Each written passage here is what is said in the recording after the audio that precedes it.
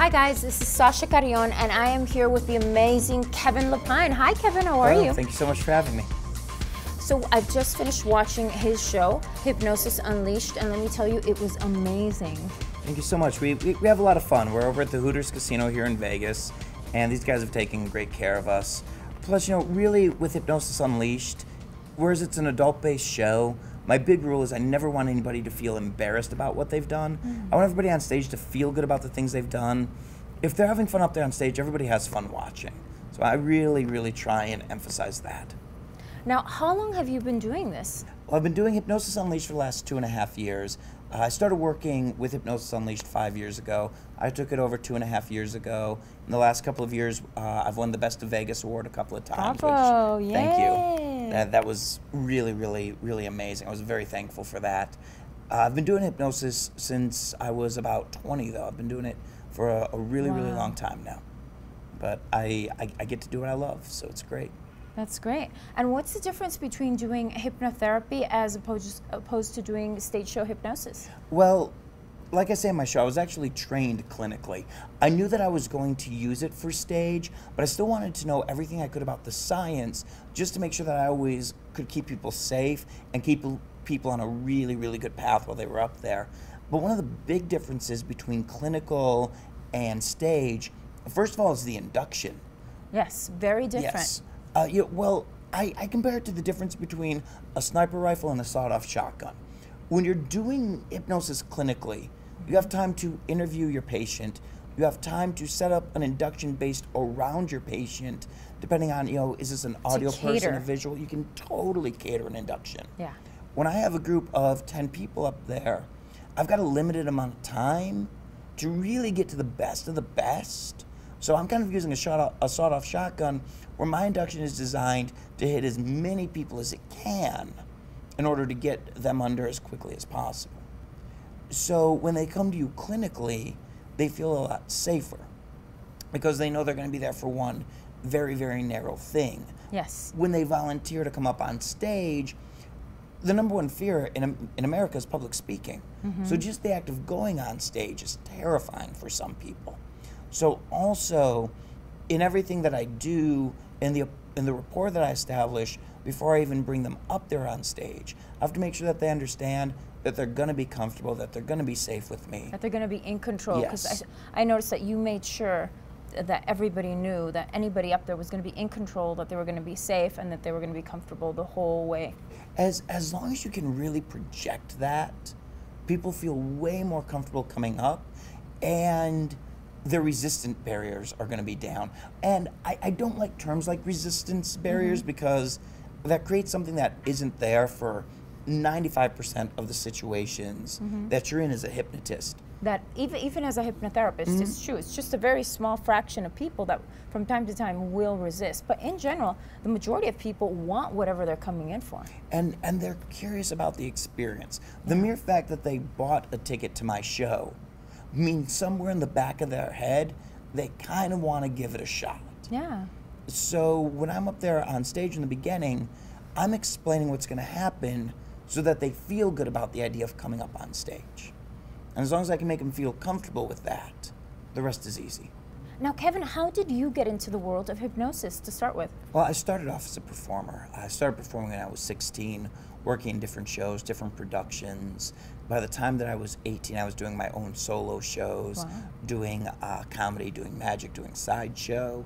And when I was 20, I got involved working with some hypnotists. So I took the courses, I got certified, and then I got really lucky, and I got to work with some amazing writers. I got to work with a whole team of people that really, because I didn't like what I saw out of a lot of hypnosis shows was, I'm a jerk and I want to make you look like an idiot. What I wanted to do is write a show that said, I have something really fun and interesting to share with you. And if you volunteer, I'll make you the star of my show. Do you find that many of the people that come in have these misconceptions where they think that you're going to completely control them? One of the biggest misconceptions people have is the first thing that they believe is that when they're hypnotized, they're going to be blacked out. They firmly believe that they're not supposed to be able to remember anything. They also believe that they're not even supposed to be able to hear anything. That's right. I experience that all the time. I have to explain that to people that that's not the case. And one of the first things that I'll tell people is, if you couldn't hear me, how would you know what to do? Exactly. How would your mind take the suggestions? And so it's reframing what people think the experience is going to be about. I'll do something that relates to it, so they go, oh, that's all it is. And that usually makes it a lot simpler. I want people to come on my stage because they want to be on stage, because they want to experience it. And then I'm going to pick the best of the people who are under to do the show with. Speaking of the best, what is the best criteria for somebody who's going to be doing show hypnosis? Oddly enough, the person who goes under the most, the person who doesn't want to go under will start fidgeting up there on stage. They'll start distracting themselves. They won't pay attention. They're rarely ever going to be a good candidate.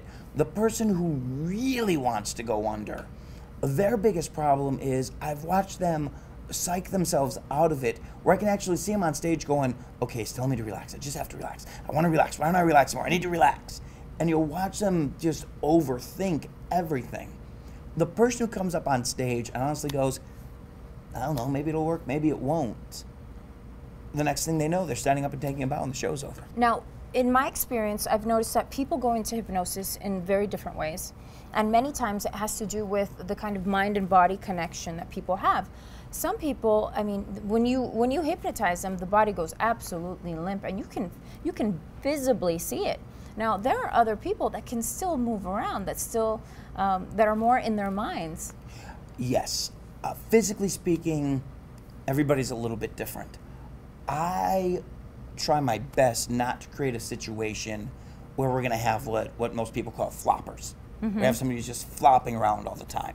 That's one of the reasons I have an assistant on stage, is it's her job to, if she has to kind of just hold somebody's shoulders back, just because that's all it takes when somebody's in a relaxed state, is just a simple motion with two fingers to kind of put them where they have to be. And I don't want them flopping around. And one of the reasons that I don't let that flopping is, what position are people in when you're putting them under?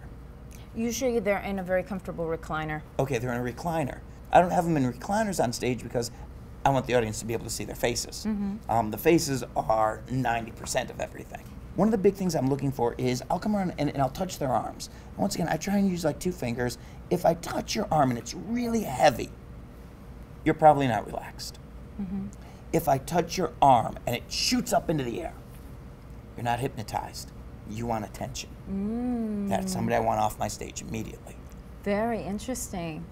Because that kind of a person, that personality that says, I want all the attention, look at me, look at me, look at me, is going to be the kind of person who's moving around. I need everybody to be still, and could potentially put other people in danger.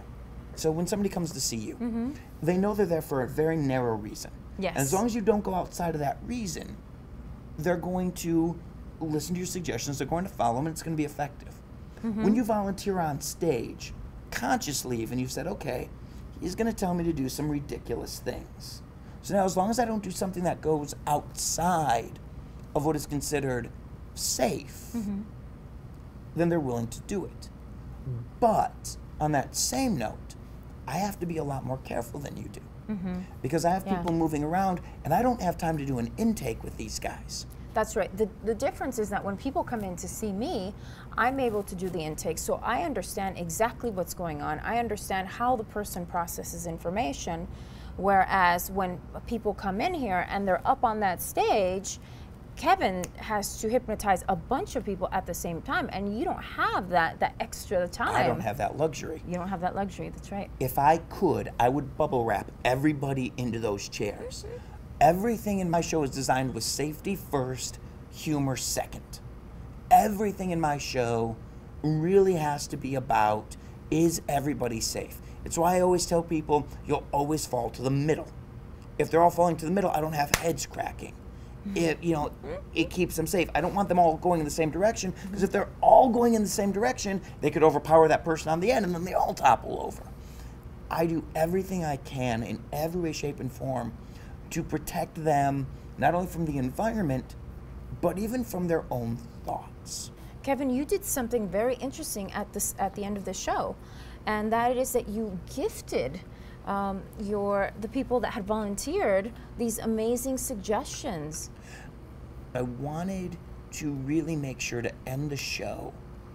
I wanted everybody up there on stage. I wanted the last thing that they experienced to be big, to be affirming, to be positive. I want them walking off stage feeling great about everything that they've done. I want them to be a better person than they were when they walked on my stage. And that's very, very important to me. I've had a lot of people come up to me after the show, tell me how grateful they were for that experience, because it's such a big uplifting thing, and we're not really given permission to have uplifting moments that often. Yeah, that was absolutely beautiful. In fact, even though I wasn't up on that stage, I actually closed my eyes and I did it along with them. There are a lot of people in the audience who will participate in that. And there are people who would never volunteer, they would never come up there on stage, but because they're safely in the audience and because they know it's going to be something positive and affirming, they feel safe going along with it, and even they get to take value from that. Well, Kevin, it's been amazing spending this great time with you, and we absolutely love the show. Thank you so much for having us here. Please. Thank you, Kevin. Thank you.